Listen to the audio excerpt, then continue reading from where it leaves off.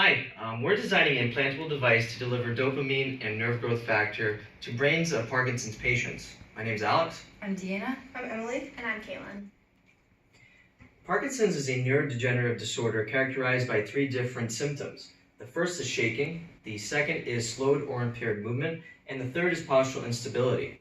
Approximately 6.2 million people suffer from Parkinson's around the world, and over 2% of the 16 older population has Parkinson's.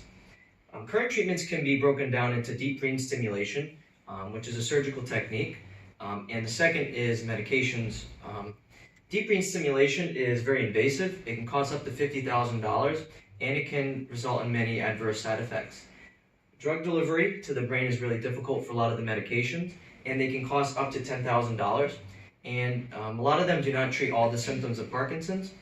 There's a distinct need for a affordable and less invasive treatment for all the symptoms of Parkinson's, and our goal is to be able to find a cure for Parkinson's or stop the progression or slow the progression of the disease.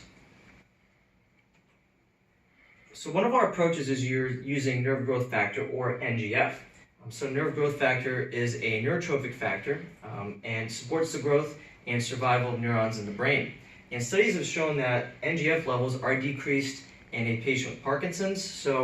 And they propose that these lower NGF levels likely play a role in Parkinson's, and if we can somehow increase them, we might be able to alleviate some of the symptoms and stop the progression of the disease. Exosomes are vesicles that are typically released from cells and are made of cellular membranes and can cross the blood-brain barrier. When they interact and fuse with nerve cells in the substantia nigra, they will then release dopamine.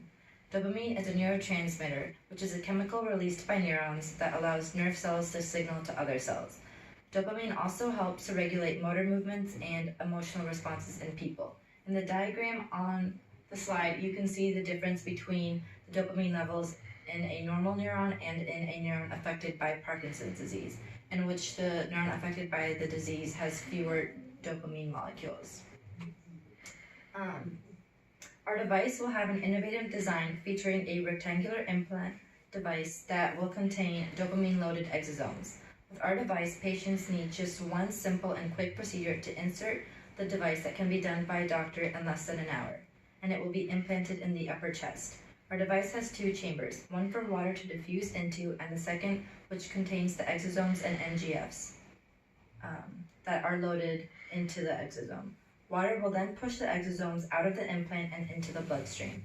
This is much simpler than remembering to take medication every day or having to go through an intensive surgery.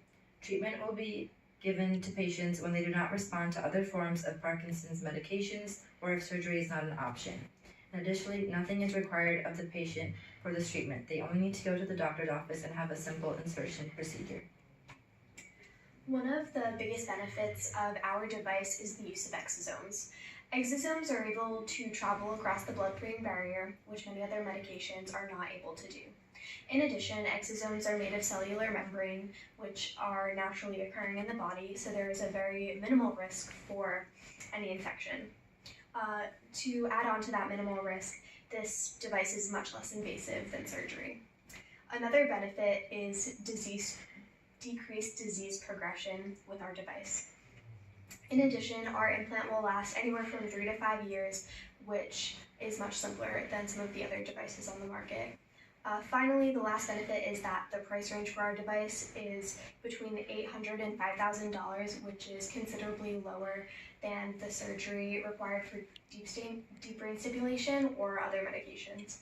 Some of the costs of this device is that it may not alleviate all symptoms associated with the disease, such as non-motor symptoms. Additionally, inflammation at the site of insertion is a potential, as well as dislocation of the device. If the patient doesn't respond well to medication, other treatments of Parkinson's disease include deep brain stimulation, which implants electrodes into the brain and sends electrical impulses.